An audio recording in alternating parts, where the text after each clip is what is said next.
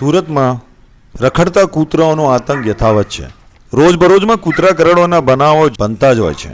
તેમાં બાળકો અને વૃદ્ધોનો સમાવેશ વધારે જોવા મળે છે. એવા રખડતા કૂતરાઓ નાના બાળકો અને વૃદ્ધોને પોતાનો શિકાર બનાવતા હોય છે, જેના કારણે ઘણી જગ્યાએ બાળકોનો જીવ પણ ગયો છે, એમણે જીવ પણ ગુમાવ્યો છે. તેથી લાગી રહ્યું છે કે તંત્ર હજુ પણ નિદ્રાગીન છે. આવા સંજોગોમાં ફરી એક વખત બે નાના બાળકો રખડતા કૂતરાનો શિકાર થયા છે, જેમાં ફ્લોરાની ઝૂંપડીમાં વસતા મજૂર પરિવારનો 9 વર્ષનું બાળક સન્ની ગણેશ રાઠોડ સુરત પીપલોદ પોતાની નિશાળ જઈને આવી રહ્યો હતો. તેવામાં 6-7 કૂતરા દ્વારા તેના પર હુમલો થઈ ગયો. તે બાળકને ગંભીર રીતે તેઓએ તેને કરડી લીધું. આવી પરિસ્થિતિમાં 108 દ્વારા તે બાળકને સિવિલ હોસ્પિટલમાં દાખલ કરવામાં આવ્યું, જ્યાં બાળકનો ઈલાજ ચાલી રહ્યો છે. તેવામાં ડોક્ટરનું કહેવું છે કે ઘાની ગંભીરતા જોઈ બાળકની સર્જરી કરવી પડશે. સિવિલ હોસ્પિટલમાં બીજો તેવો જ રખડતા કૂતરા કરડવાનો દાખલો વંચિતવાણી સમક્ષ આવ્યો, જેમાં પાંડેસરા કૈલાસ ચોકડી નજીક 3 થી 4 રખડતા કૂતરાઓ